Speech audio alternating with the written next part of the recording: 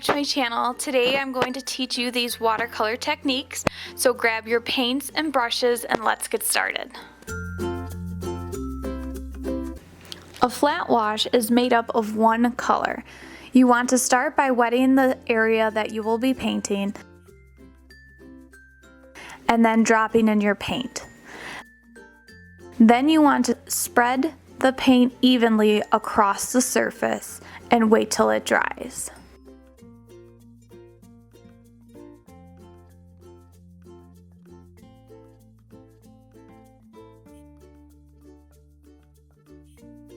For the graded wash, I start with a brush of color and then I go in with just water and pull the color down across the area that I want the paint to fade out.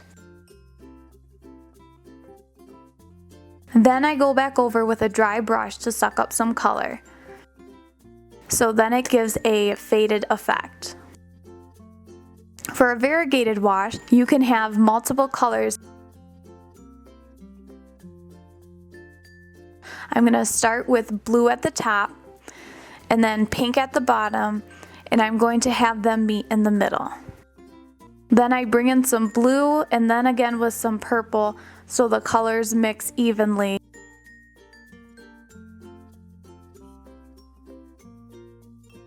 I just want to show you how the paint looks.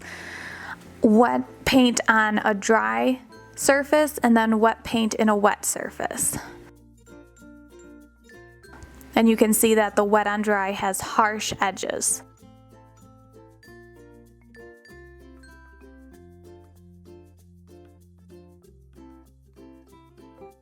So there's the wet paint, and then I drop in some wet paint inside of that. And then you get this blooming effect. Masking fluid, also known as liquid frisket, is a tool to preserve white areas of a painting.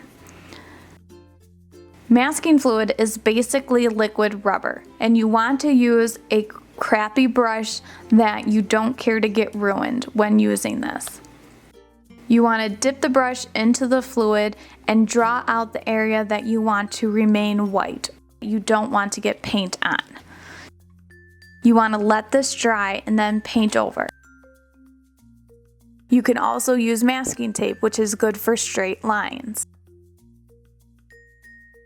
And here I put a small piece down, and you just want to make sure that each edge is pressed down firmly.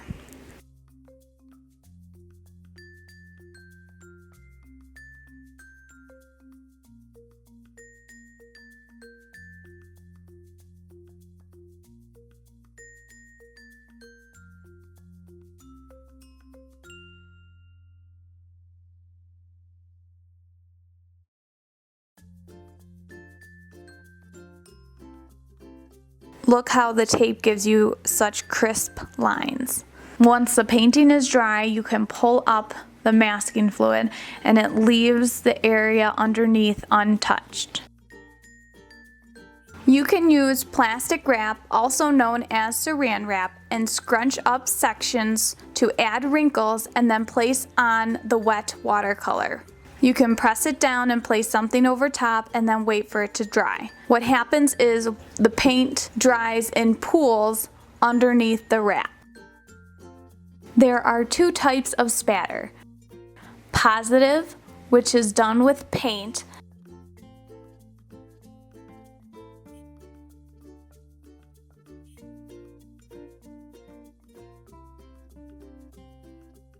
and then there is negative, which is done with just water.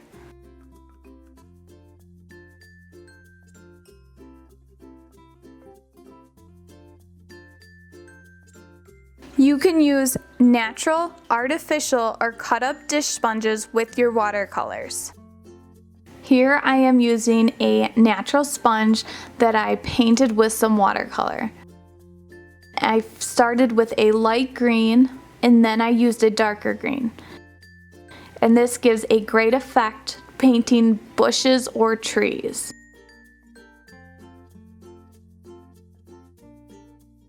Drybrush is a painting technique in which a paintbrush that is relatively dry dragged across the surface, giving a scratchy look.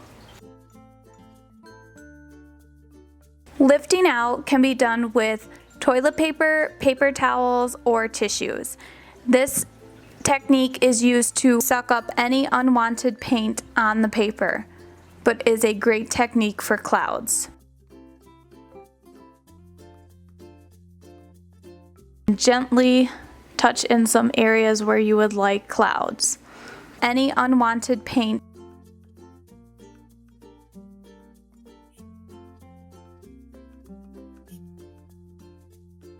And look at those beautiful clouds.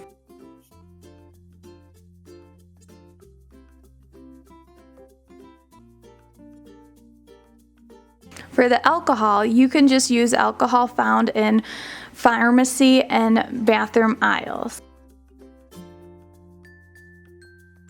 You want to lay in your paint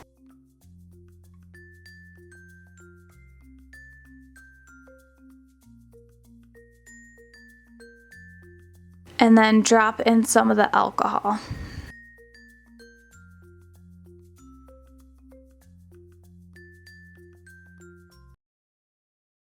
And what the alcohol does is basically push the paint away from the area.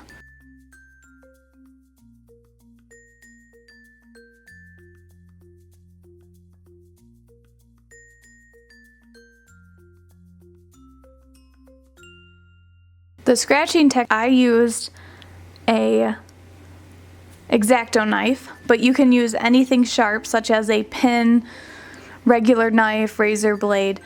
And what you do is you wet the area you want the texture in, and then you go through and drag the blade across the paper. You don't want to cut the paper, but just dent it enough for the pigment to settle inside the crease. And you can get these really fine lines. For the salt technique, you want to wet the paper first.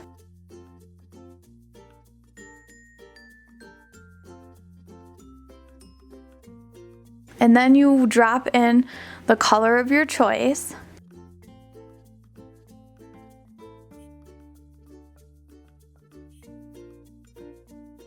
And the key for the salt technique is that you want to have the paint to start to dry. And it will start to lose its sheen. And you want this to happen before you drop the salt on.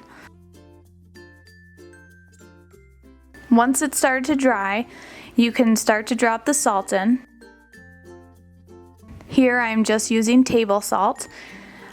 You can also use dried rice or sand. And you sprinkle it across the top, and you can already see that it's starting to take effect. But you want to let dry first. And here it is totally dry, and you rub the salt away.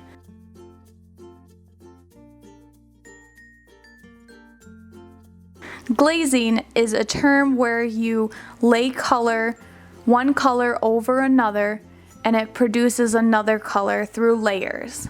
Here I started with a yellow, and then I laid a red over top, and it produced a nice orange in the middle.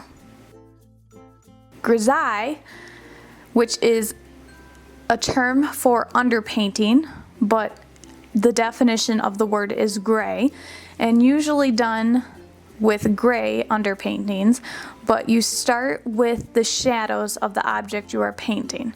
This is an example of a pear. I started with a shadow area and then painted over the yellow color, and it dries to give a nice effect. Negative painting is a simple technique that involves applying pigment around an object to give it definition. You will add paint to surround the person, place, or object to make it stand out because it appears lighter than the background. Here I'm laying in a simple flat wash background. I let that dry, and then I use the masking fluid to mask out an area for me to paint around. I'm doing like a simple branch and a leaf.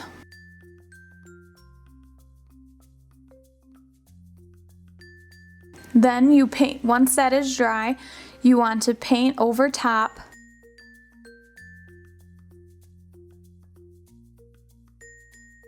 And you want to be careful about the pooling in between the lines.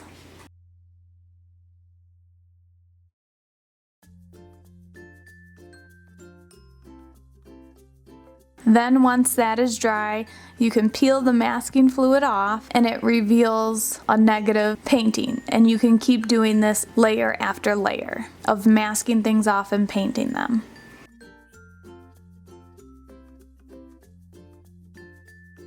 So that's it for today, guys. If you learned something new, click that like button.